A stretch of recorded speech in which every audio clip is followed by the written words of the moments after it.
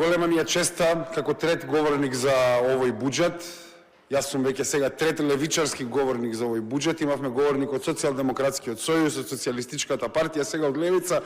Само левичарски пратеници, но многу десничарски буџет во континуитет веќе 30 години, како претходно, така и во идни. Неве имаме четврти, сега и подпредседателот на собранието е левичар, значи имаме еден совршен левичарски амбиент за да разговараме за овој буџет.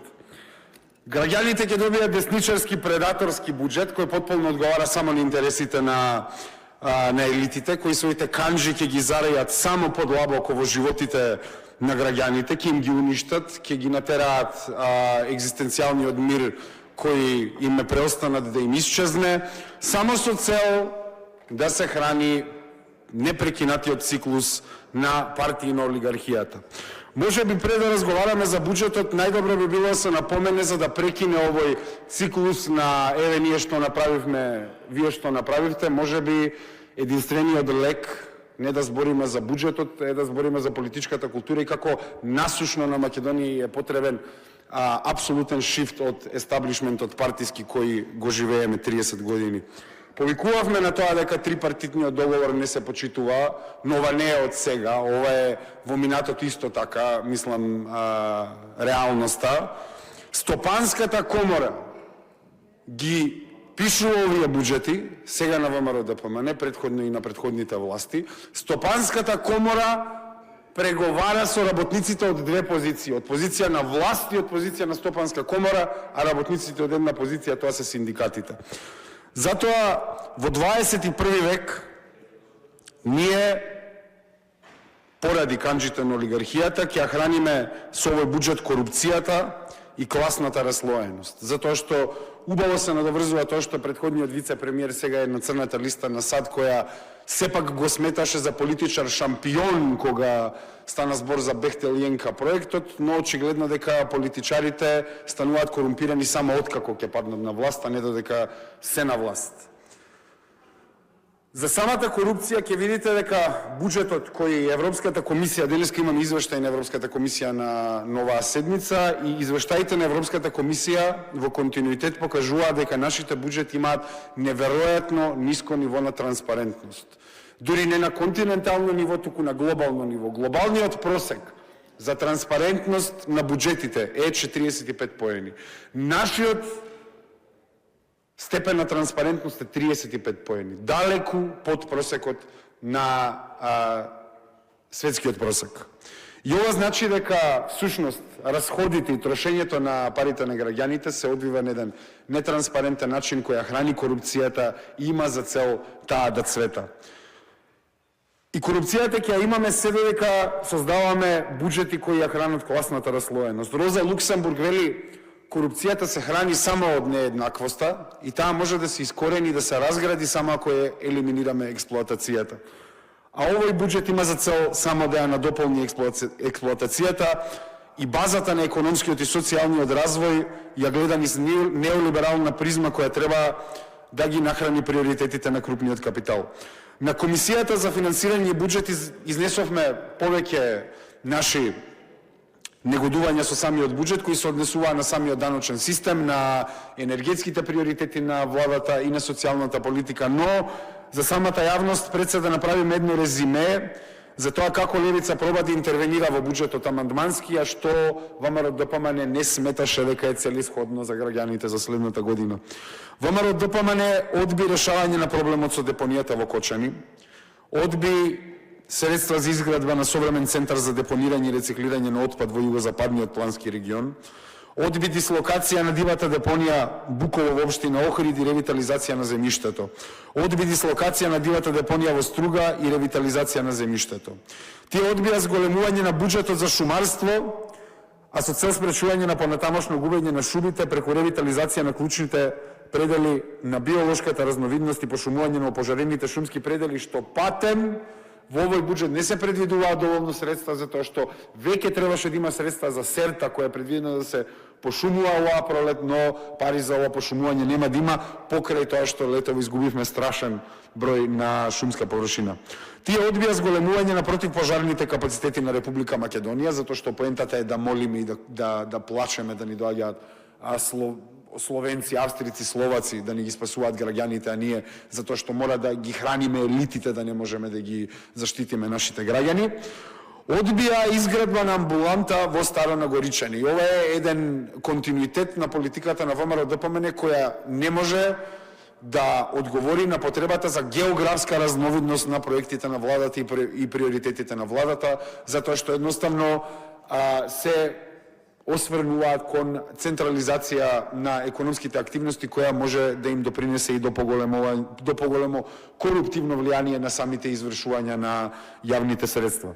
Тие одбија воведување на фонд за покривање на трошоци за болничко лекување во странство, одбија средства за изградба на нов центар ургентен во комплексот Мајка Тереза, одбија зголемување на средства за довршување на зградата на клиничката болница во Штип и санација на штетите од стопираната изградба, одбија зголемување на средствата за реновирање и опремување на студентските домови, бидејќи предвидените беа несоодветни.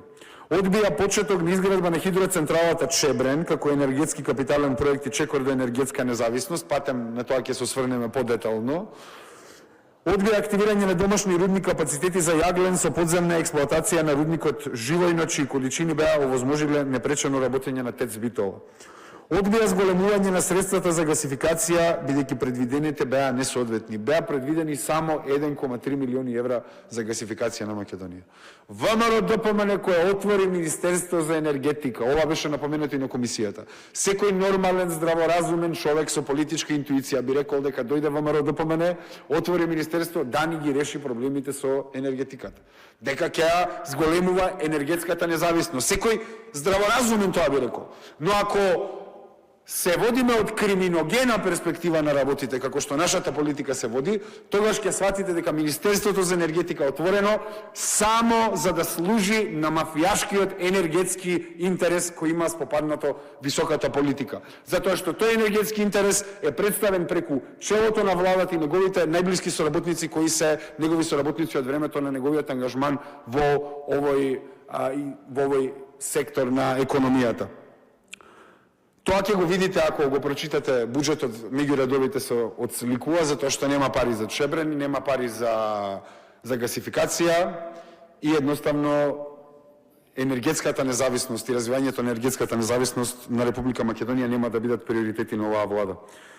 Тие одбија зголемување на износот определен за туѓа нега, одбија подршка за социјалната сигурност на жените кои вршат земјоделска дејност, кој е проблем кој го игнорираат во континуитет. Одбија средства за изградба на јавна установа за сместување на стари лица во Гевгелија. Одбија прва фаза за изградба на ски центар и гондола на Пелистра. Одбија подршка на мали и средни предпријатија со цел нивно закрепнување како столбови на економијата. Одбија реконструкција и доизградба на колекторскиот систем на Охридското езеро до село Радожда. Одбија средства за мониторинг и управување со квалитетот на водата и обезбедувањето на средства за заштита на Дојранското езеро.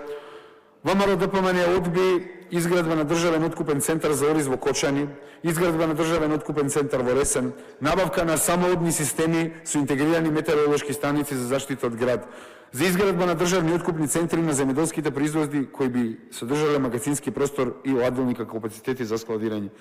Одбија изградба на обиколница во општина Ресен на потегот Битола Ресен Охрид. Изградба на канализацијска мрежа во село Другово во општина Кичево. Одбија средства за отпочнување на проекти за определување, тоест оделување на мешовитата канализација во општина Охрид во прва фаза со должина 10 км, така понатаму и така понатаму.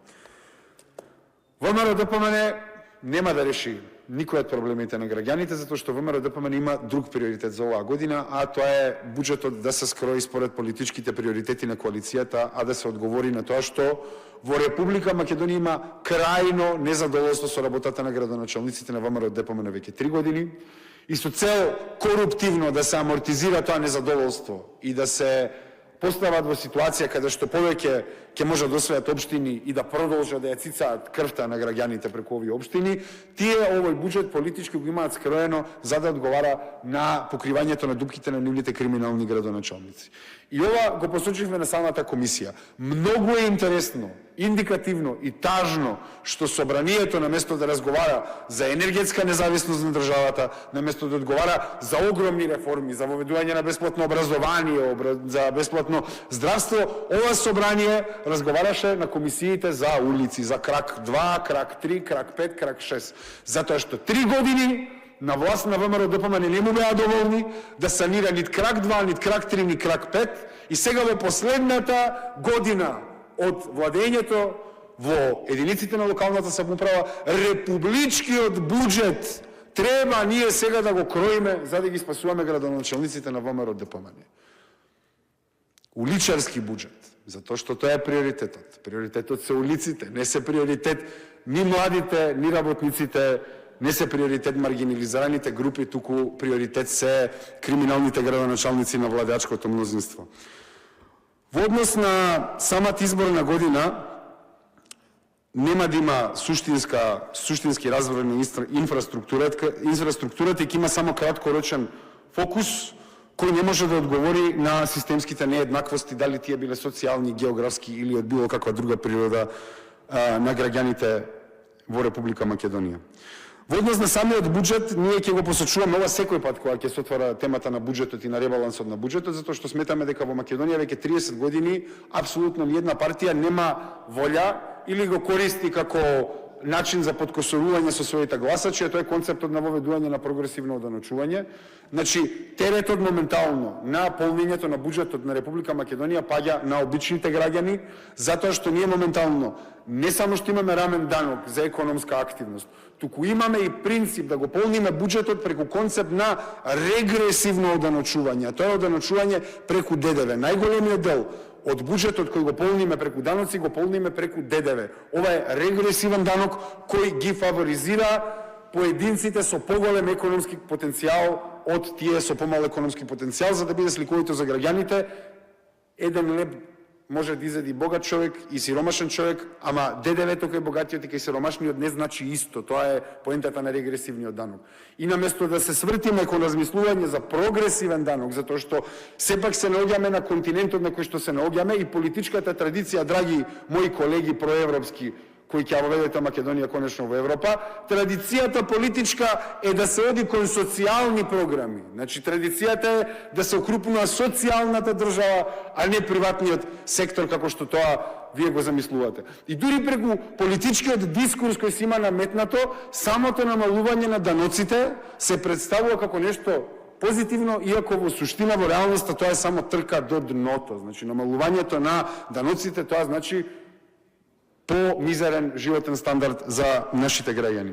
Сега би сакал да посочам една ситуација која ни е многу драго кога зборуваме за оваа даночна реформа, а дека позицијата на левица како главна опозицијска партија во овој собрание ја натера владата на ВМРО ДПМН да размисли што прави со корпоративните даноци. И тоа се случи. Затоа што предизборната кампања ветува намалување на данокот од 10% на 5%. Па после изборите тоа го ставија во програмата на владата. Па Мицковски на состаноци со Стопанската комора тоа го повтори. 20 пати кажа дека ќе го намалат данокот на 5%.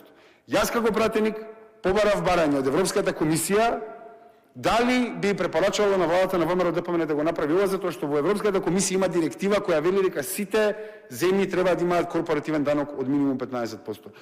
Со нашиот притисок, владата се разбуди дека едноставно тоа треба да го направи и сега веќе има разговор за воведување на минимален корпоративен данок од 15% за мултинационалните компании. И ова не е од доблест на владата, ова едноставно им текна. Го имаа заборавени или веројатно заради коруптивни влијанија мислеа дека може да помине. Така да драго ми е што конечно преку притисокот на левица стотици милиони евра ќе останат во Македонија наместо да одат на други места. И ова е само почетокот. Ако почнеме да размислуваме вака, дека едноставно тие што заработуваат од нашиот народ, нашата инфраструктура, нашиот пазар, и се понатаму дека треба да вратат на таа инфраструктура, тој пазар и тој народ наместо да ги изнесуваат парите на друго место. Краткорочниот фокус во буџетот е јасен. Ќе дадем и други критики во однос на буџетот како што ќе одминува дискусијата. Тоа што можеме да го посочиме и дека веројатно така ќе биде, ранливите категории се потполно заборавени, не може да очекуваат некое подобрување на квалитетот на животот за овие групи на граѓаните. Нема развојна компонента како што би требала да има и нема социјална компонента како што би требала да има, туку има фокус на окрупнување на администрацијата, иако тоа е уште една од најноторните лаги на ВМРО ДПМН кои велеа затоа што нели они се десничарите и они би требало да имаат некоја логика на намалување на државниот апарат, но отворија 5 нови министерства и сега гледаме веќе во буџетот дека се предвидени пари за зголемување на администрацијата, тоест за впрегнување на овој механизам за вработување во корист на политички цели за локалните избори. Ние нема да го поддржиме нормално буџетот, повикуваме на разум кај владачкото мнозинство во изготвувањето на ребалансот на буџетот, да се фокусираме повеќе на социјалните политики и социјалните програми на граѓаните, наместо краткорочните политички цели кои ги имаат зацртано во однос на локалните избори за следната година. Ви благодарам.